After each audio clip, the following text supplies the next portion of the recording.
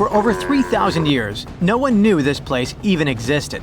And then, out of nowhere, archaeologists digging near Alexandria uncovered something absolutely shocking: a forgotten Egyptian city. This place is buried under Greek ruins, hiding secrets that could rewrite the history of pharaohs and their armies. And one of the artifacts, which looks like a simple wine jug, changed everything. We thought that we already placed all the important parts on the map of ancient Egypt: pyramids, Thebes, Luxor, Alexandria. But nope, the map just got an update. The new city was a big deal, and it's about 3,400 years old. It's just been discovered at the site called Com el Nugus. This place is located west of Alexandria and tucked between the Mediterranean and a saltwater lake called Lake Mariut. This discovery raised a few eyebrows.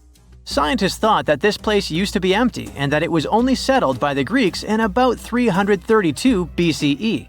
But it turns out that people lived in Com el Nugus way before that. When archaeologists were digging through Greek ruins, they started noticing something unexpected: mud brick walls. Yep, you know, the pyramid type. That's the kind Egyptians built during the New Kingdom. These mud bricks were made from mud, clay, sand, and straw. These ingredients were mixed with water and dried in the sun, not baked. Egyptians used them for thousands of years to build houses, temples, palaces, and yes, the pyramids. Of course, other civilizations did use mud brick too, but Egyptian mud brick is kinda quirky. They used straw that grew in their regions, layout styles, and mortar. That's what helped the experts realize that Egyptians used to hang out in Com el Nugus. That alone raised eyebrows, and then they found more. An entire street layout, buried structures, and even a temple built by Ramses the Great himself. His name speaks for itself. This guy was one of the most famous pharaohs in all of Egyptian history. He ruled ancient Egypt for 60 years, fought huge battles, and just loved building tons of stuff like that temple. People loved him so much that later pharaohs literally pretended to be him or wrote his name on their buildings. That's when archaeologists realized that they weren't looking at some dusty mud bricks of a tiny village. That's an entire buried city. They immediately started digging more. Turns out the whole place wasn't random. It was built with great care. The streets had drains to stop rainwater from damaging the soft mud-brick walls. There were also small tomb chapels with writings about soldiers. This suggests this place might have been the military base, and that changes a lot. In ancient Egypt, when the military showed up, there must have been a reason. So what was it? Protection? Conquest? Control of something important? In the case of this city, it was probably about wine, water, and trade on the edge of the desert. What's even crazier is that we still don't know just how big it was. The team has only uncovered part of it so far. There could be fortifications, warehouses, administrative buildings, or even more religious or royal structures waiting underground. We also don't know what this town was called in ancient times. That name is still buried. But it might be uncovered someday, maybe inside a wall, maybe on a scroll, maybe on another broken jug. One of those already turned out to be a mind-blower. A chunk of a ceramic jar, called an amphora, had a royal seal pressed into it, and that seal bore the name Meredaton. Princess Meredaton wasn't just anyone. She was the eldest daughter of Queen Nefertiti and the older sister of King Tutankhamun. Yes, that's right. Both Nefertiti and King Tut were involved here. All that was about a century before Ramses the Great built one of his temples here. Looks like the city was founded back in the days of another pharaoh, the pharaoh Akhenaten, husband of Queen Nefertiti, father of Princess Meredaton, and future king Tutankhamun. That guy, Akhenaten, was a bit of a wild card. He was the type who really gets weird about one of his interests. He tried to completely change Egypt's religion, forcing everyone to worship the sun disk called Aten instead of the usual deities. He basically told all Egypt that all their mythology was wrong, and from now on, there will be no more Osiris, no more Thoth or Set. Just raw sunlight only, people. That's known in history as the Amarna period. And he went all in, changed his name, built an entirely new capital city called Amarna in the middle of the desert, redesigned temples, rewrote hymns, and even banned traditional religious imagery. Even the art got wild at the time. People started getting elongated heads, belly rolls, and all that humanity and vulnerability carved into stone. It was deliberately weird. He wanted to show the family not as perfect gods, but as human vessels of divine light. Everyone had to awkwardly smile and play along because he was the pharaoh after all. The wackiest part is that after his rule, his son, Tutankhamun, reversed all the sun disk-related stuff. He literally changed his name from Tutankhaten, which means living image of the Aten, the sun disk, to Tutankhamun, which means living image of Amun, one of the great older deities. King Tut brought back the old deities, reopened the temples, and erased as much of Akhenaten's legacy as possible. Looks like his family didn't really like the sun cult after all. Meanwhile, this discovered wine jug shows that the city was probably active, thriving with life during Akhenaten's times. That's huge. Up until now, there was no clear evidence that his radical ideas and projects extended all the way to the north. The jug also shows that vineyards and wine production reached all the way to the north in ancient Egypt. Wine really was a huge deal, worthy of placing a military base here. Princess Meritaten most likely used this jug. Just like with her brother, she was born into the sun and named after it. Her name, also spelled Meritaten, meant beloved of the Aten. As the eldest daughter of Pharaoh and his queen, born right into the middle of radical religious changes, she was raised to perform the future queen's duties. From her earliest years, she walked in temples alongside her mother Nefertiti, shaking the sistrum in solemn rituals. She was there when Akhenaten established his capital city, Amarna. He clearly loved his family. Meritaten's face was etched into its stone walls more than anyone else. In every temple, in every sacred scene, her figure appears, revered. Things get foggy in history after her father passed away. The throne wobbled. King Tut was very young, only 9 years old when he had to take new duties. Meritaten seemed to have been a brief step between her father and her younger brother. She married someone called Smenkhkare. History isn't even sure who that mysterious man was. Could have been a puppet, a phantom king in a crumbling dynasty. May have even been her brother. Whatever the truth was, these two took power and ruled together for a while. Meritaten got the title of the Great Royal Wife, a title of immense power.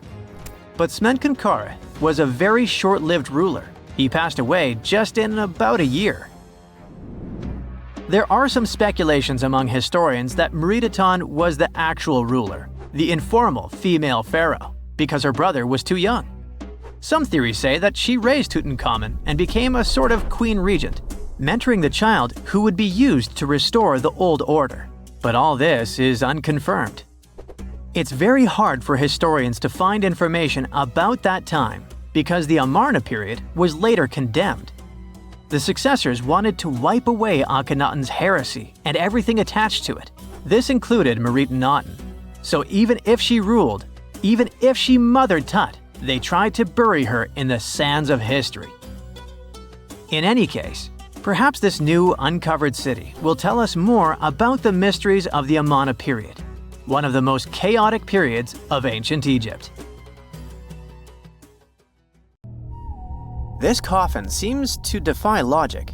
No visible openings, no way in or out. And yet, inside lies Lady Dai, a mysterious woman from ancient Egypt, perfectly preserved even after 3,000 years. How did she get there?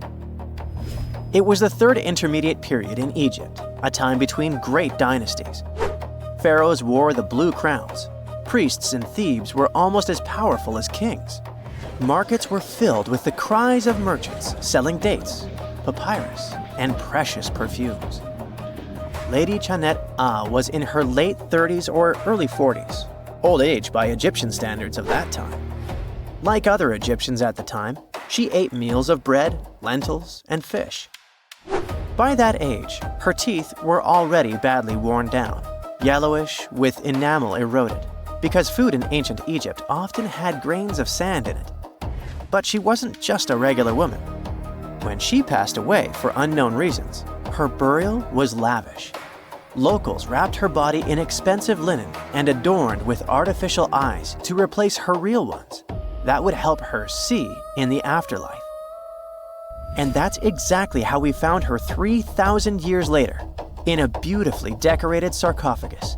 It was made of cartonnage, which is kind of like papier-mâché, made by layering linen and papyrus with adhesive. These coffins were wildly strong, lasting for thousands of years, all thanks to Egypt's super dry climate. But most importantly, Egyptians only used it for the elite. So she was someone very important to the locals, though we might never know why. But there was only one huge problem with her mummy. How did they even put her in the coffin? No matter how much researchers looked, there were simply no entry points. The only visible gap was a tiny slit near her feet. But that's not nearly large enough to place her entire body inside. This mystery puzzled them for decades, until they finally learned the truth only recently. They study those mummies at the Field Museum in Chicago using new technology, CT scans. It's basically like taking thousands of X-rays and piecing them together to create detailed 3D images. That's how we can learn more about the bodies without disturbing them. And it turns out the ancient Egyptians were unbelievably clever. They didn't construct the cartonnage around Shenat-Ah's body, which would be a common and easy thing to do. Instead, embalmers created the coffin first. Then, they softened this coffin with moisture to make it flexible. After that, they carefully molded it around her wrapped body. They did cut a slit along the back of the coffin to do that, but then they laced it up like a corset, so it seemed like there were no openings. Finally, they secured a wooden panel at her feet to keep everything in place.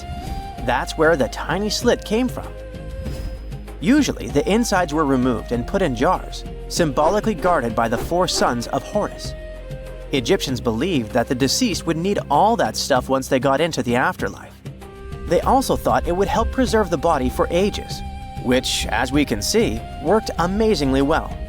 Thanks to their beliefs, we now have mummies as time capsules. Each son of Horus was supposed to protect each of the specific body parts. The human-headed Imseti for the liver, the baboon-headed Hapi for the lungs, the jackal-headed Dalmutef for the stomach, and the falcon-headed Kebis Senuf for the intestines. It's crazy how much effort the embalmers put into their job, especially in Lady Shenat-Ah. They wanted to make sure her body remains untouched and the sarcophagus would be perfect for her. You can't help but wonder, who was she if she mattered so much? The ancient Egyptians literally viewed the afterlife as modern retirement planning. You're not just passing away, you gotta prepare yourself for it. Prepare the body, eyes to see, and so on. And the richer or more important you were, the better your afterlife would be. But Shenat-Ah wasn't the only fascinating mummy they studied. They also decided to scan Harwa, an Egyptian man who lived around the same time. Judging by the mummy, he also had a high social status. His mummy revealed no signs of hard labor, and his teeth were well kept, which means he enjoyed some high-quality food without tons of sand in it. Some fellas got lucky both in life and after it. But there were many mysterious mummies throughout history. One of them is Chin Tsun, also known as Lady Dai. The story of her began in 1968. Some workers near Changsha, China were digging an air raid shelter for a hospital. But suddenly, they accidentally uncovered an ancient burial site. They came down there and stumbled upon something incredible. 3 tombs belonging to a noblewoman, her husband, and a young man believed to be their son. She was a noblewoman from ancient China, and she had a fascinating backstory. She lived over 2,000 years ago during the Western Han Dynasty. She was married to Li Kang, a guy who served as chancellor to the Changsha Kingdom, a high-ranking official. At first, it looks like Lady Dai lived a life of luxury and privilege. She had private musicians to play at her parties and for her personal enjoyment. She probably played the guqin, an instrument that back in the day people associated with intellect and elegance. And she certainly ate like an empress. Fine meats, delicacies, and all things like that. Even her wardrobe was full of some exquisite silk, not even mentioning the tons of cosmetics. But all this wealth came at a cost. The more she aged, the worse her health became. She got a full pack: a heart condition, diabetes, high pressure, and liver issues. It also looks like her back was driving her crazy, probably making it hard for her to even move. Finally, as a cherry on top, she developed gallstones. All this packed together eventually led to a heart attack that took her life around the age of 50. There was one haunting detail. Scientists found over 130 melon seeds in her stomach and intestines. Most likely, she ate watermelon just hours before she passed away, which means it was probably during summer when the fruit was ripe. She enjoyed a sweet, simple treat before her life was cut short. The excavation began in 1972, and this wasn't easy at all. Over 1,500 local students had to help. And Lady Dai was the most mysterious one. She was buried in 4 rectangular pine boxes, one inside the other like a Matryoshka doll, all wrapped in 20 layers of silk, and all that sealed with lots of charcoal and white clay. The coffins were painted beautifully as well, adorned with protective deities, mythical animals, and clouds which symbolized the heavens. There were drawings of divine creatures and Mount Kunlun. The myth said that on this mountain, people reach eternal happiness. All this told us a lot about the Han Dynasty, their beliefs about afterlife, art, daily lives, and their remarkable craftsmanship. And then researchers finally got to the body. It was astonishing. Soft skin, joints that could still bend, and in general, she was almost intact. She even kept her hair, eyelashes, fingerprints, and even traces of blood. It's like she literally passed away only a few weeks ago. Ancient people used a very clever technique to preserve her. It looks like embalmers put her into some weird, mysterious acidic liquid. This liquid prevented bacteria from growing. Unfortunately, it also gave rashes to all the scientists that touched Lady Dai. And this rash lasted for 3 months. And you know what they buried together with her? Over 1,400 artifacts, mostly personal stuff like silk clothes, cosmetics, and musical instruments. Even food, grains, meats, wine, and pastries. There were also 162 carved wooden figurines of various servants and musicians. It's possible that they were either just there to service her even in the afterlife, or maybe based on her actual servants. In 1850, French scientist Auguste Mariette went to Egypt looking for manuscripts, but accidentally found a head of a sphinx sticking out of the dunes. He cleared the sand and figured out the sphinx was guiding the entrance to some underground construction. Several months later, he finally entered the Serapeum of Saqqara. Inside, he found an enormous granite sarcophagi with remnants of 64 bulls. Scientists are still amazed by the tech that the ancient Egyptians used to transport those enormous boxes. The Serapeum was built around the year 3000 before the Common Era. It was an underground tomb built to honor the sacred Apis bulls of ancient Egypt. It had a long hallway, almost 500 feet long, with giant stone rooms on both sides. Some of the sarcophagi weighed as much as 50 average cars, and all of them were made with super precision, with exact 90-degree angles. These sarcophagi were beautifully decorated with hieroglyphs and carvings that told stories about the lives and importance of the Apis bulls. Now, there are 24 sarcophagi left. In ancient Egypt, Apis bulls were very special animals connected to the deity Ptah. They thought the bulls carried Ptah's spirit and wisdom, helped the pharaoh, and protected the Egyptians. Priests looked for special markings on young bulls to find Apis bulls. It could be a white triangle on its forehead, which symbolized divine light, a shape on its back like a vulture's wing, and a scarab shape under its tongue, which stood for rebirth. If a bull had these signs, they believed it was chosen by Ptah and treated it like royalty. The chosen bulls lived in a special temple in Memphis, the city where they worshipped Ptah. They received the best care and offerings from visitors who wanted their blessings. When an Apis bull passed away, it was treated with great honor and mummified. When Mariette entered the Serapeum, he noticed traces of rollers on the gallery's floor and found 2 wooden horizontal winches. Each had 8 levers. Later, other explorers saw double rails.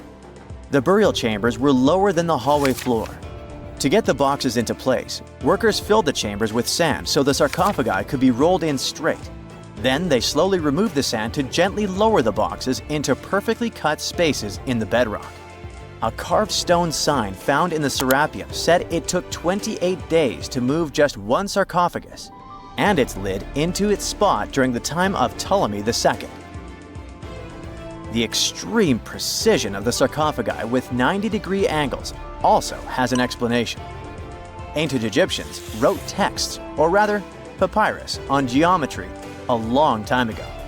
It shows that they knew the approximate number pi and could calculate the volume of a pyramid with its top cut off. If they could figure out complicated math like that back then, it makes sense that they could also carve perfectly flat surfaces 500 years later. All this sounds pretty legit, but some people think certain things don't add up here. The size of boxes is way larger than the size of bulls, yet they buried pharaohs in tiny coffins that barely fit their bodies. The sarcophagi are made out of granite with crazy precision, and they could have just used limestone, which would have made things way easier. The transportation of the boxes seems pretty simple, but only in theory. If one person could pull about 440 pounds, then at least 250 people would be needed to pull just one box. The tunnels in the Serapeum are really narrow, only about 2 feet wider than the boxes themselves. There's no way hundreds of people could have squeezed into those tight spaces to pull the boxes. And even if they did, how would they turn the box in the cramped corridor, lower it into its niche, and place it perfectly in the middle? Somehow they did this 24 times, and every box is centered perfectly. Plus, the chambers were dusty, and there were no signs of soot from lamps. This means they must have worked in almost complete darkness. The real use of the boxes could also be different. A long time ago, even before the Egyptian pharaohs ruled, the local people already knew how to use fermentation. It happens when tiny organisms called yeast eat certain ingredients like starch and turn them into gas and ethanol. So someone in ancient Egypt probably put food like barley, bread, and even meat inside a giant stone box, then closed it tight with a heavy lid. These stone boxes, carved from granite, were so precisely made that they were almost completely sealed, so nothing could escape from it. As the yeast inside the box started working, it created more and more CO2 gas. It built up pressure inside the box. The granite boxes were incredibly strong. They could handle more pressure than a car tire can hold. When granite was squeezed under such pressure, its crystals produced a tiny electric charge. This effect was possible because granite contains quartz, a material that reacts to pressure this way. The process also needed meat or animal parts, possibly to help the yeast grow better. Meat contains something called oleic acid, which yeast needs to keep growing and to survive the bad effects of the ethanol it produces. As the pressure inside the box kept growing, the combination of gases and electricity made these boxes not just ancient fridges, but powerful energy systems. Over time, the pressure inside got so strong that it could push the lid open and the gas would escape with a pop. But when people rediscovered the Serapeum in 1850, they found old drawings that showed piles of stones stacked on top of some of the box lids. So, someone long ago probably tried to make the lids even heavier by adding extra weight to make it harder for the gas pressure to push them open. This extra weight also meant the quartz crystals in the granite could keep creating more electricity under all that pressure. If someone opened one of these stone boxes thousands of years later, they would only find bones from bulls that were placed in the box. And that's exactly what Mariette discovered in the 1850s. They opened the Serapeum for visitors soon after the first excavations in the second half of the 19th century. Prince of Wales even had a luncheon with his guests in one of the sarcophagi. Sands and earthquakes made the site inaccessible for a while, but now you can visit it again and try to solve the mystery yourself. With new tech, we could have answers to many other historical mysteries soon. A team of scientists at Chicago's Field Museum of Natural History recently used a special CT scanner to learn more about ancient Egyptian mummies without unwrapping them. They gently rolled 26 mummies on custom carts out to the parking lot, where the scanner was waiting. It took thousands of detailed X-ray pictures of each mummy and their coffins. When all the pictures were put together, they created 3D images that showed what was inside, the skeletons, and some artifacts. The scientists hope these images will help them understand ancient Egyptian burial practices from over 3,000 years ago. Even though the scanning process only took 4 days, it might take 3 years to study all the data. But scientists were able to learn some personal details about the mummies. One of the most popular mummified individuals at the museum, Lady Chineta, was a woman who lived in ancient Egypt about 3,000 years ago. It looks like she passed away in her late 30s or early 40s. To make sure her body looked complete for the afterlife, embalmers put stuffing in her neck to keep it from collapsing. They also placed artificial eyes in her sockets, so she would have eyes in the next world. She was wrapped in fancy linen and placed in a beautifully decorated coffin. The scans revealed that it had been carefully crafted with a slit at the back, which embalmers used to fit the body. There were also some artistic details on the surface, like markings for her knees. It looks like her burial was on the scale of a high-end luxury car. Secant, cosine, tangent, sine, 3.14159. Yeah, that was the cheer we heard coming from the trigonometry club back in the day. For the rest of us in math class, terms such as sine, tangent, and pi were just bewildering. Who invented these and why? Was their only purpose to make it harder for students? Well, not quite. Trigonometry was invented by the ancient Egyptians. They needed this knowledge to construct pyramids, and they did a pretty good job too. The Great Pyramid in Giza still stands today, some 4,500 years after it was built. No recalls either. So let's get out of that classroom and on a journey through time to reveal the secrets behind the ancient Egyptians' precision. Here you are, standing on the Great Pyramid's construction site, some 9 miles from Cairo. Well, the city still isn't there, as you're surrounded only by the desert and teams of construction workers. They're transporting large stone blocks weighing 2.5 tons each. They're inside a wooden sled that sits on large rollers. A crew of 8 men rolls these blocks along the ground. You immediately think of the rollers on a supermarket cash register. The principle is exactly the same, but the scale is greater, much greater. Scientists estimate that the Egyptians used 2.3 million such blocks in the Great Pyramid alone. And the block in front of you is one of the lighter ones. The heaviest of them weighed up to 15 tons. But where did all these blocks come from? Most of them originated from quarries around Giza. It's not that impressive, you think, but wait until you hear how ancient engineers transported the granite used in construction over 500 miles to the pyramid. There were no railways or highways back then, but the mighty Nile was always there. Researchers even believe that the Egyptians dug a canal to connect the Nile directly to the pyramid's construction site. All they had to do then was to wait for the flood season to begin, and voila! The rising water levels floated the heavy stone blocks for them. But how did they lift the enormous stones on dry land to stack them up to the top? Did they use oversized cranes? Well, ancient Egyptians worked around this problem, literally speaking. One of the workers is now pointing to the giant ramp going around the pyramid they're building. This is how a mountain road zigzags its way to the top. If the ramp went directly to the top of the pyramid, then workers couldn't pull the stone blocks along it. It would be too steep. Scientists have calculated that 8% could be the maximum incline. So ancient Egyptians just extended the ramp around the pyramid. Again, these are all theories, as the ramp could have been inside the pyramid, as some researchers suggest. The exact building method is still a mystery, guarded by the Sphinx. That's its real name, right? Wrong. As the Great Sphinx is just the statue's alias. You know, the name writers take when they want to hide their true identity, or a singer's stage name. The Sphinx's real name, translated from Egyptian, means Horus in the horizon. That was the name for the Egyptian deity of the sky. The trail of mystery doesn't end there, as a man walks past you with a bucket of paint.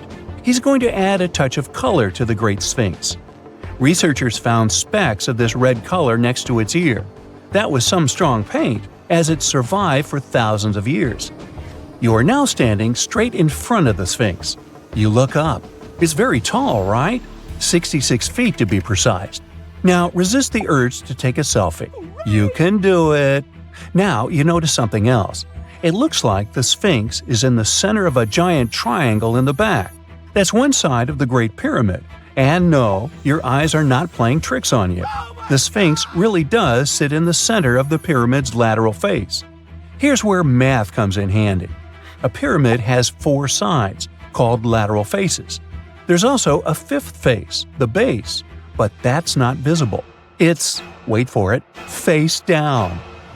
The Sphinx has one last mystery to reveal: its age.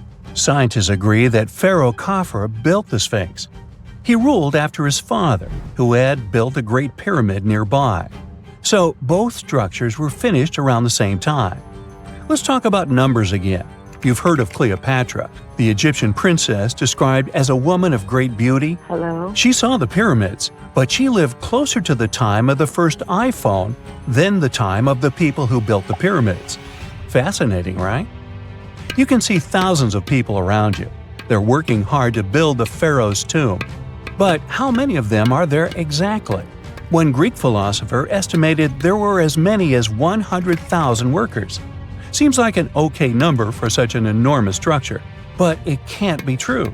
Science simply can't back up this number.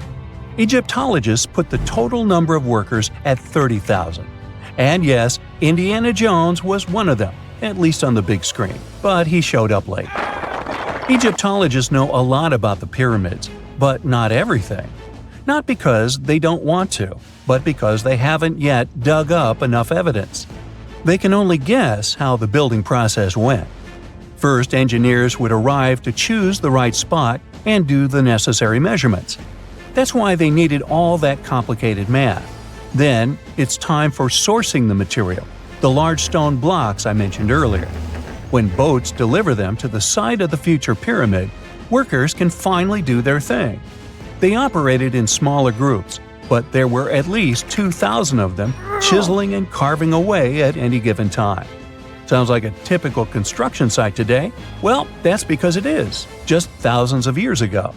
It's amazing what ancient Egyptians were able to achieve with just copper and stone tools. The pyramid is now complete in front of you. But is it the same pyramid we see today? Why is this structure shining bright in the desert sun? Isn't it supposed to be a dusty yellow color? Well, no. Human activity and the elements have completely stripped the outer layer of stones over time. Expert craftspeople polished these blocks using nothing but stone and sand. The end result was a smooth and shiny rock. On the day it was completed, the Great Pyramid of Giza was a perfect triangle of light. Its polished sides acted like giant mirrors, reflecting the powerful Egyptian sun. This is the point where you should put your glasses on, and that shiny thing you see at the pyramid's very top is actually gold. The capstone at the top of the pyramid is called a pyramidion. It was covered in sheets of gold. As you can guess, these were the first stones to disappear. Let's make another stop before we get you back to your classroom. We travel to the British Isles, and no, Stonehenge isn't our destination. It is Newgrange in County Meath. Scientists estimate that the ancient peoples of Ireland built this stone monument around the year 3200 BCE. This makes it older than both Stonehenge and the Great Pyramid in Giza. The function of the circular mound in Newgrange is the same as the one of the Great Pyramid and equally mysterious. The estimated amount of loose stone present in the valley is over 220,000 tons. And it's not just randomly thrown on a pile. The order in which the stones are set makes the structure water-resistant. That would explain how Newgrange had survived for so long. Kinda makes you want to splash out the cash for that waterproof phone case, huh? Well, you're back in your school desk, but today's math lecture is the last thing on your mind. You're thinking about how great the Egyptian pyramids are, and if we have something similar today. It turns out modern engineers are just as impressed with the Great Pyramid as you are. There's a glass pyramid sitting in the main courtyard of the famous Louvre Museum in Paris. The panorama of San Francisco wouldn't be complete without the 48-story Transamerica Pyramid. But Las Vegas went the furthest. There we find the Luxor Hotel. It's so big that it's the third largest pyramid on the planet. And guess what's in front of it? Yup, a replica of the Sphinx. It's 110 feet tall, 2 stories higher than the one in Giza. Yeah, everything's bigger in Vegas. If there's a question that still baffles archaeologists to this day, it's this one. How did the ancient Egyptians build those magnificent pyramids? As far as we know today, their resources were quite limited, especially in terms of tools and building materials. We still don't have a fully satisfying answer, but hey, we've got some pretty amazing theories worth considering. The leading contender among these theories involves the clever Egyptians employing a sneaky strategy. Now picture this. They constructed a slanted and curving mound made of bricks, earth, and sand encircling the pyramid to be. As the pyramid grew taller and taller, they simply increased the height and length of this wacky structure. It's like they were playing an ancient game of Jenga. Now, how did they get those massive stone blocks up there? Well, according to the legendary ancient Greek historian Herodotus, they used sleds, rollers, and levers. It sounds like they turned construction into a supersized game of tug-of-war. And guess what? Herodotus also claimed that the Great Pyramid, the one from Giza, the granddaddy of them all, took a whopping 20 years to build. There's more. Herodotus also dropped a mind-boggling number on us. 100,000 men were supposedly involved in this pyramid extravaganza. Did they hire the entire Egyptian population? Well, it might not be as far-fetched as it sounds. These men were probably mostly farmers, so they probably focused on the pyramids when there wasn't much work to be done in the fields. Like during the flood season of the Nile River.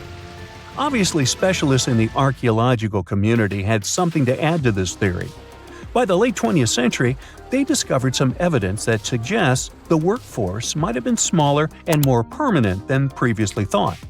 Instead of a massive army of 100,000 pyramid builders, they proposed that a modest crew of around 20,000 workers, accompanied by support personnel like bakers, physicians, and even spiritual leaders, could have gotten the job done. There was also this theory that claimed that the pyramids were actually built from the top downward. It suggested that these colossal structures were nothing more than isolated hills used as quarries. The stones were supposedly drawn from these hills, and over time, competing engineers took charge and transformed them into the iconic pyramids we know today. Now, before you dismiss this theory as a wild fantasy, some folks thought it wasn't completely crazy. After all, there are instances where isolated hills exist, so maybe this theory had a tiny glimmer of truth. Whether it involved ramp building or ingenious work schedules, one thing is clear. Those pyramids have definitely left their mark on history and on our imaginations. Now, speaking of ancient Egyptian mysteries, there's this gigantic unfinished obelisk sitting in ancient Egypt, and scientists are trying to figure out how it was shaped. Now, some people suggest that our industrious ancestors used handheld pounders to get the job done. One expert has a different take on the matter, though. He argues that if we take a closer look at the pattern left behind by the shaping tool, we'll notice something peculiar. The walls of the trenches surrounding the obelisk display a neat and even pattern, which is pretty unlikely if they were pounded away by mere mortal hands. According to this expert, those horizontal striations are usually the result of a tool that takes breaks while removing material, leaving its mark on the surface. But wait, there's more. Imagine the tool being rocked back and forth against the trench walls, clearing away the waste to keep the trench from narrowing. Well, in that case, the tool might have left some funky horizontal striations where it was pressed against the sidewall. This sounds like some fancy technology at play, don't you think? And guess what? The dynastic Egyptians probably didn't have access to that kind of know-how. Another famous Egyptologist from way back also uncovered a bunch of core drills during his adventures. Although the actual drill bits are missing, his collection houses these particular core remnants made of limestone, alabaster, and even granite. These constructions aren't the only amazing thing the ancient Egyptians left behind, though. As it turns out, the Egyptians were the genius minds behind the creation of the handheld mirror. Yeah, that little mirror you use every day to check yourself out. But here's the twist. These mirrors are like pieces of art. They were decorated with inscriptions and figures. But that's not all. The Egyptians had a serious concern with their appearance.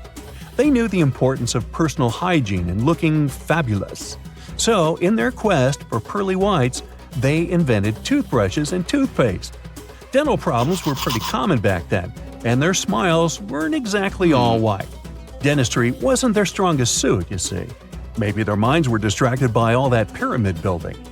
So that doesn't mean those ancient toothpaste recipes weren't amazing. One delightful concoction included rock salt, mint, dried iris petals, and pepper. Some brave dentists in the 21st century tried it out, and it worked pretty well. Ground-up ash was also used in another recipe to create a tooth cleansing paste. Mint was missing, so that didn't do much for their breath. That's when the genius Egyptians came up with the world's first breath mints.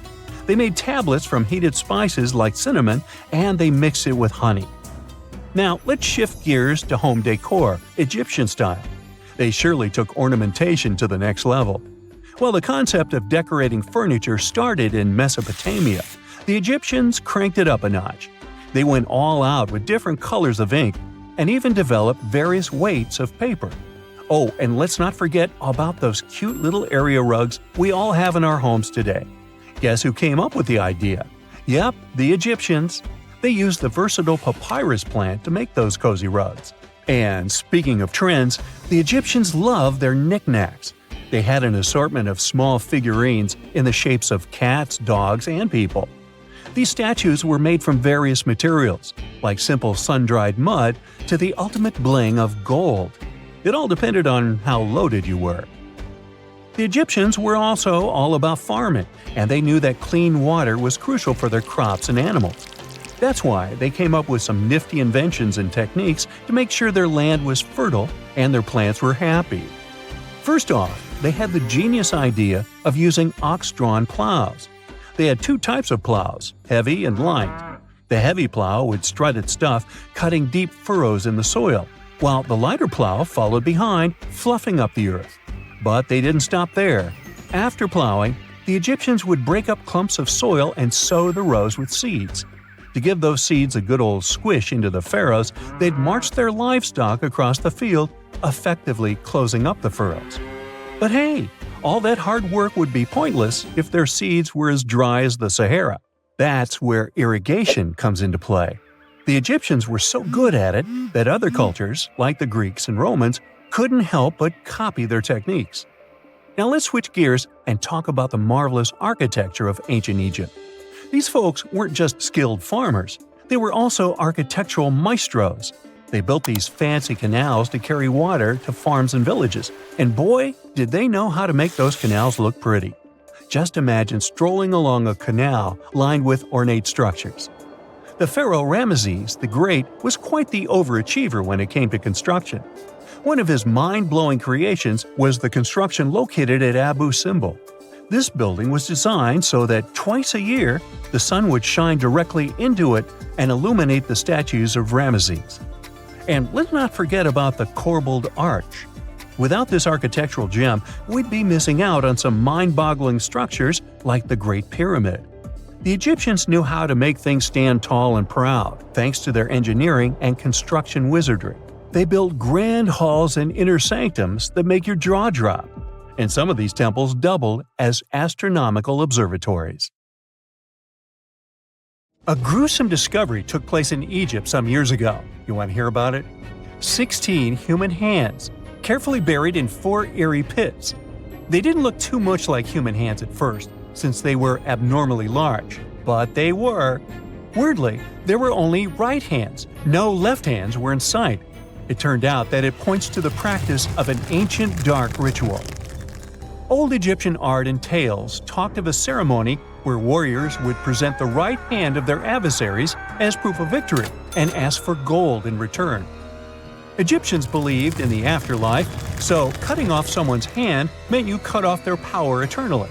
Guaranteeing this type of defeat was interesting to the winning party. Here, the fight was between Egyptians versus Hyksos, who lived in what was once known as Canaan. Egypt has always been the center of some history-changing findings, and some time ago, this papyrus was found. If we stretched it open, it would be just a tad bigger than the height of a skyscraper. The world's tiniest skyscraper, which is located in Wichita Falls, Texas. When humans didn't write on their notes app, they wrote on this thing, made from the medulla of a papyrus plant. Around 2,000 years ago, ancient Egyptians wrote something reminiscent of a book where they describe most of their funerary traditions and their visions of the afterlife. It's considered one of the most important texts from ancient Egypt and is still sold in bookstores to this day. This ancient manuscript was unearthed from a chamber located just south of the Pyramid of Djoser, located in Saqqara. Oh yes, Djoser is the oldest pyramid in Egypt and not the Giza pyramids like most people think. So recently, the site of Saqqara buzzed with excited archaeologists who probably found one of Egypt's oldest complete mummies. They believe that this beautiful and well-preserved mummy was that of a wealthy man. He was discovered in a deep shaft, covered in layers of gold leaves. There are many symbols that show he was an important and wealthy man, like the band he wore on his head, the bracelet on his chest, and the fact that he was embalmed with a tunic, which was reserved for Egypt's finest. The most exciting part of the entire discovery was finding the resting place sealed with mortar, just as the ancient Egyptians had left it 4,300 years ago. Now this may sound weird, but back in 2008, archaeologists discovered a missing pyramid. Now it went missing because it deteriorated over the span of 4,000 years. Today, you can only see its base. It was a pretty important site back in ancient times. It is said that around the area of the pyramid, the ancients hosted a special type of ceremony where high priests would carry mummified remains of sacred bulls. Now, here's a fun fact. Ancient Egyptians believed that Apis bulls were earthly incarnations of the city deity of Memphis and was connected to rites of fertility. It wasn't just any Apis bull, though. They needed to be all black, with a single white mark between its horns and a bunch of very specific characteristics. They were selected by the local priests and honored until they passed away. After that, they were mummified and buried in underground galleries. Meanwhile, this missing pyramid sort of disappeared around the 1800s. It was a German archaeologist who first found it in the village of Saqqara. He called it the Headless Pyramid when he first found it. But then, years after the official discovery, the desert sand came along and covered the whole thing. There were some excavations between the 19th and 20th centuries, but they weren't too systematic. That's why scientists were so thrilled when they dug an entire pyramid's base after removing the 25-foot mound of sand that was covering it. Oh, and it turns out American archaeologists are excavating a cemetery in Egypt that could contain over 1 million mummified bodies. So far, archaeologists have dug around 1,700 mummies. One of the main differences from other classic Egyptian mummies is that these people weren't kings and pharaohs. They were commoners that most likely lived about 1,500 years ago, when Egypt was controlled by the Roman and Byzantine empires. The name of the cemetery is cool, though, the Way of the Water Buffalo, just in case you want to check it out on your next trip. Other than bulls and buffaloes, ancient Egyptians also liked baboons. Are you seeing a pattern here? In the beginning of the 20th century, archaeologists discovered a site filled with mummified baboons in a place called, guess what? The Valley of Monkeys. An animal wouldn't have been mummified if it wasn't considered important. Certain animals were more important than others, since they were linked to specific deities. Jackals were connected to Anubis, the ancient god of the afterlife, and cats were likened to the female deity Bastet. Baboons were a pretty big deal, since they were believed to be connected to Thoth, the deity of wisdom and advisor to Ra, one of Egypt's supreme deities.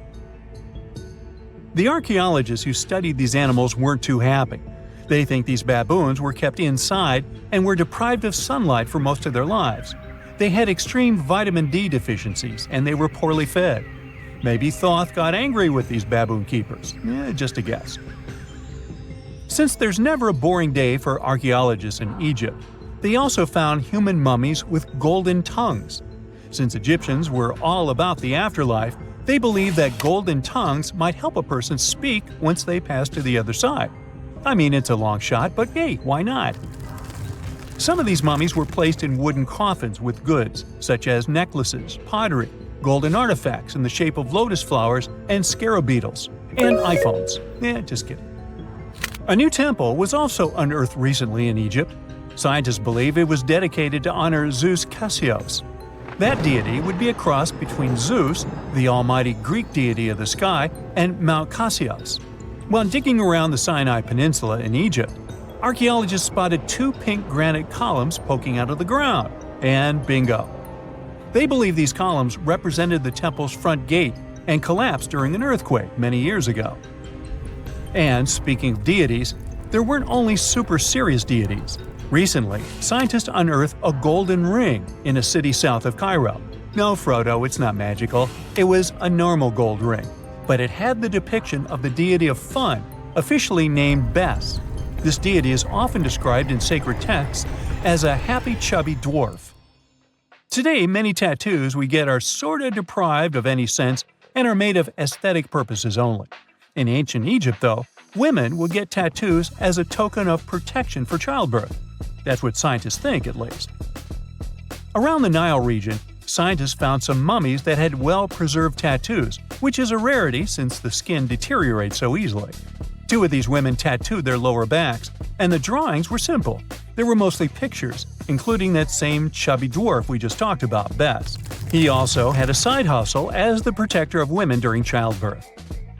Now, would you believe me if I told you ancient Egyptians invented robots? No? Well, that's because that's not entirely true. Sure, they were astronomers, mathematicians, and engineers, and somehow they also squeezed an eccentric invention into that package – an automated deity some scientists called Hathor. This wooden statue had been in the Metropolitan Museum of Art for years before someone noticed its secret. With the help of an X-ray machine, specialists discovered a mechanical operating system inside it. The pulley-like axis goes from the statue's shoulder to her left leg. When the system rotates, the statue raises and lowers her hand. Hey, pick me! Pick me! I got my hand up here. When you hear the word mummy, you might get a chill down your spine. That's because most of us associate this word with those creepy characters we've seen in some scary movies. But in reality, mummies have helped us understand a lot about ancient civilizations, their rulers, and about how people used to deal with losing their loved ones. The people most famous worldwide for their mummies are the ancient Egyptians. They believed that some sort of existence after passing away was possible, if certain conditions were met. That's why they insisted on preserving the human body through the process of mummification and placing the mummy in a furnished tomb, kind of like giving it a fully functioning apartment of its own. Why did they believe in this? Well, because they were deeply connected to their natural environment for the most part. They saw the natural cycles around them, like how the sun rose every day, followed by the moon, or how new life was always sprouting from plants, even after they had wilted away. They also believed that the powerful spirit Osiris, who represented the cycle of passing away and resurrection, played a role in this process. To prepare for the afterlife, the ancient Egyptians followed certain rituals, like mummification, which involved using materials like honey, resins, and incense to preserve the body. There's no other mummy more popular than that of King Tut. He was a young pharaoh who ruled over 3,000 years ago in Egypt. The problem with discovering ancient royal tombs is that most of such burial sites were previously robbed. People knew ancient rulers had been left with many valuable belongings, so those locations became vulnerable to thieves. When King Tut's tomb was opened in 1922, people were excited because it had not been robbed, like many other previously discovered royal tombs. That's how well hidden it was. Inside, his mummy was encapsulated in a total of 3 coffins, including one made of gold. The objects found in his tomb showed us what ancient Egypt was like, and studying his mummy also helped us learn about the culture and practices popular at the time when he passed away. We also learned about his family by looking at his DNA. Scientists were able to discover that he had had a disease called malaria and a problem with his foot that might have made it hard for him to walk. Ramses II was another pharaoh in Egypt who ruled for 68 years, which was quite a lot back in the day. He was known for his expansion campaigns and building projects. Many objects from his time as a ruler still exist today, including a large statue of him. Ramses II was about 6 feet tall and lived to be about 90 years old. After looking at his mummy, scientists concluded that he may have had a medical condition that affected his spine. Now, remember those thieves I mentioned before? They are probably the reason why Ramses II ended up in a plain coffin in a secret collection of royal mummies at Deir al-Bahari, which was rediscovered in 1881. Thankfully, archaeologists were able to identify him because his journeys had been recorded on his wrappings. The process was really tedious too. In fact, in ancient Egypt, the mummification process could take a staggering 70 days to complete. A special person would say a very specific speech while delicately handling the body and drying it out using a type of salt called natron. They also used linen and resin to make the body look more lifelike and to wrap it in cloth. The tomb was equally as important for ancient Egyptians. The walls of King Tut's tomb, for example, were adorned with intricate artwork that depicted his journey to the afterlife, from his burial procession to his passage through the underworld.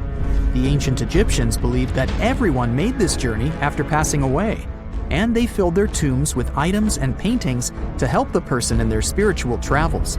Additionally, the walls of the tomb were decorated with spells from a special book, which contained a collection of poems that the Egyptians believed would help people reach the afterlife. And speaking of how important this journey was, people also placed food in these ancient tombs. In King Tut's tomb, archaeologists discovered 36 jars of vintage beverages and 8 baskets of fruit, which were believed to be left there to help him in his journey to the afterlife. The Egyptians believed that traveling to the afterlife took a really long time, so they left a lot of supplies, such as food and water, to sustain their loved ones. Pharaohs also generally had numerous luxurious garments and beautiful jewelry in their tombs to ensure that they would have a fashionable journey. These items included various types of linen clothing, such as tunics, scarves, gloves, and headdresses, as well as a lot of gold jewelry with precious stones, like bracelets, buckles, pendants, necklaces, rings, and even precious depictions of insects for protection. Some were also deposited with fans made from ivory and ostrich feathers to keep them cool in the afterlife. Some ancient rulers were even placed in their forever apartments along with boats. For example, Pharaoh Khufu built the Great Pyramid at Giza as his tomb, and a large ship was found inside. King Tut, however, was buried with multiple boat paddles, but no actual boat. Instead, he had 3 chariots and numerous walking sticks made of precious materials, perhaps indicating he'd rather travel to the beyond by land, not by water. Amongst the most interesting objects found near ancient mummies are bottles of oils and perfumes. If rulers were supposed to be fashionable, why not smell nice too, right? Also, some of them had some ancient kinds of board games, most of them made out of precious materials like gold or ivory. One of those games was called Senet. It was very popular amongst the ancient Egyptians and very similar to modern-day chess. The ancient Egyptians may have the most famous mummies out there, but they weren't the first to invent the procedure. In fact, It all started in South America with an ancient civilization named the Chinchorro. As far as we know today, these people were the first to mummify their loved ones that had passed away. They did it somewhere around 2,000 years before the Egyptians started their own rituals. Sure, we can tell a lot about ancient rulers by studying these mummies, but until recently, we had no idea what they really looked like during their lifetime. Not so long ago, though, some very special mummy paintings were found by archaeologists studying ancient Egyptian objects. These mummy portraits are highly detailed paintings of individuals that were made while they were still alive. Such paintings were often painted on wood, as opposed to the classical portraits we all know about, which are painted on canvas. They are known for their realism and beauty, and have even been used by researchers to diagnose diseases by comparing them to the corresponding mummies. Some of these portraits also include depictions of jewelry, which was later found on the mummies. The recent discovery of these mummy portraits in Central Egypt is significant, as it marks the first time in over a century that such paintings have been found. Mummies appeared all around the world naturally, too. Mummification can occur without people intervening because of natural conditions, like extremely cold or hot environments, places with a lack of oxygen, or accidental exposure to chemicals that preserve the body. These conditions don't allow bacteria to grow, resulting in the body remaining more or less intact. Famous Otzi was one of these mummies. We know today he was a man who lived around 5,000 years ago in Europe. But upon his discovery in the Alps in 1991, Austrian authorities initially believed that he was a modern mountaineer because of how well preserved the body was. However, after the Iceman was removed from the glacier, it was determined that he was actually from the Copper Age. It's 1898, and you're taking part in excavations in Saqqara. This place, not far away from Cairo, is full of ancient tombs and pyramids. You're in your Indiana Jones mood and hope to find something really phenomenal to become famous. Gold, manuscripts, treasure maps, mummies of famous pharaohs. Wait, a wooden bird? You're really disappointed as it looks like a regular toy. An old one, but still. Little do you know that years later, someone would propose that your bird was actually an ancient monoplane. So the artifact, nicknamed the Saqqara bird, is made of a sycamore tree. The birdie has a wingspan of just 7 inches and weighs around 40 grams. A perfect original souvenir from Egypt, I would say. It's over 2,000 years old and looks pretty plain, without any carvings of feathers or other intricate ornaments. It has a beak and eyes, though, which makes our find look like a hawk, the emblem of the deity Horus. Its tail is rather unusual as it's squared, looks weirdly upright, and it seems like the sunken part of it was the place for a now missing piece. Humans love solving a good mystery, so there have been several attempts to explain the use of the birdie. First, quite simply, is that it was a ceremonial object. The second idea is that it was a toy for a child from some well-off family. It could have been some sort of boomerang, which was a popular concept in ancient Egypt. Then there was a theory that the bird had been used as a weather vane. But this one has been debunked as the figure doesn't have any holes or markings, except for the one made at the museum in Cairo to fix the exhibit on a stick. So there was no way to hang it in the past. Almost a century after the bird was found, Egyptologist Dr. Khalil Masiha proposed a new theory that it could have been a model of a monoplane. He believed the bird was missing a horizontal tailplane. Otherwise, it had its wings set at a right angle, similar to that of modern planes. It could have worked to generate the aerodynamic lift necessary for flights. Dr. Masiha also claimed that it was common at that time to place miniature models of technological inventions in tombs. So, did the ancient Egyptians really invent the plane in 200 BCE? That would make the Wright brothers, who are considered the inventors of aviation, really upset.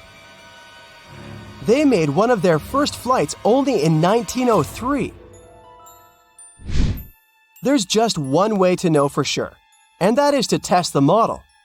But you know, the ancient museum in Cairo would unlikely let one of their cherished exhibits fly around like a toy.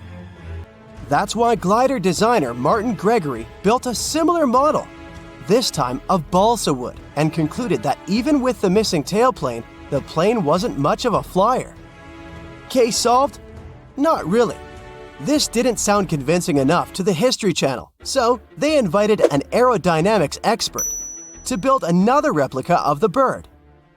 He tested it in weather conditions similar to those in Egypt and was impressed with the little plane's abilities. So, if they did invent the prototype of a plane back in the times of pharaohs, it would be a good example of an oopart. That's an out-of-place artifact, an object that's way ahead of its time in terms of technology or history. And the Saqqara bird isn't the only example of such a revolutionary concept. In 1901, a group of divers retrieved the Antikythera mechanism from an underwater shipwreck near the Greek island of Antikythera. It's been dubbed the world's first analog computer, and it's currently dated around 100 BCE. The bronze mechanism could tell the position of the sun, moon, planets, and stars, as well as the lunar phase, the dates of upcoming solar eclipses, and even the speed at which the moon moves through the sky. No one's sure who used it and how or where it was made. But it's obvious that it's extremely precise and way too advanced for its time. The first flushing toilets in the world were invented in the middle of the 20th century. Just kidding. The ancient Minoans on the Mediterranean island of Crete and the Indus Valley civilization both came up with this brilliant invention at the same time, around 4,000 years ago. The plumbing and sanitation were so well done that no one managed to design anything better until 2,000 years later. One ancient Minoan lavatory was discovered at the Palace of Knossos. It looks like it had a wooden seat set over a tunnel that directed water from a rooftop reservoir to an underground sewer. Other varieties got water from jugs. Only the super rich people could afford all this glory. So if you wanted to shop for real estate back then, the flushing toilet would be a telltale sign you were in the rich neighborhood. Automated doors became a cool, seemingly new invention back in 1931. But the technology behind them is actually much older. Think the 1st century CE old. Mathematician and engineer Heron of Alexandria came up with a hydraulic system to open and close temple doors. To bring it into action, you need to light a fire to produce heat. There was a brass pot under the fire, half filled with water. The inventor connected the brass pot to containers that acted as weights. When the fire was burning, the water moved into the containers. They went down and pulled the ropes. It was nothing like a supermarket door that opens in front of you before you even have time to think. Heron's door took hours to open, and there was no way to stop the process. That's why they only opened the doors once a day before people entered the temple, to add some mysticism at the temple during ceremonies. Spooky. Looks like the first ever battery was invented in Baghdad around 2,000 years ago. A German archaeologist found this oval-shaped clay jar in 1938. Scientists are still not sure what purpose it served and who exactly invented it. There is a theory that it was used for electroplating objects with precious metals. When they filled it with a weak acid like vinegar, the battery produced around 1 volt of electricity. Another theory says it was a vessel for sacred scrolls. Would you like to buy contact lenses designed by Leonardo da Vinci himself? In 1508, he invented a glass lens with a funnel on one side. You were supposed to wear it with water inside to improve your vision. Sounds a bit uncomfortable, doesn't it? So, around a century later, French scientist René Descartes decided to improve the idea and make the cornea contact the future lenses. Contacts because they contact your eyes, get it? The glass tube with liquid did help improve vision, but blinking was sadly impossible. 2.5 centuries later, new technologies in the glass industry let scientists design contacts that would fit in the eye and even let the wearer blink. Thanks, guys! Still, those lenses were made of heavy blown glass and didn't let the eye breathe. About 50 years later, contacts became plastic, lightweight, unbreakable, and scratch-resistant, but still covering the entire eye. And then, in 1948, an English optical technician accidentally sanded down a plastic lens and figured out they'd still be in place even if they covered only the cornea. Imagine you're living in 19th century London and need to send a message to New York. It would have taken about 10 days to get there by ship. So when delivery time went from days to hours in 1858, it was a true sensation. The first message was sent by Queen Victoria herself. It was all made possible thanks to the transatlantic telegraph cable, running under the ocean. Sadly, the new cool invention only lasted a few weeks. It took years to bring it back to life.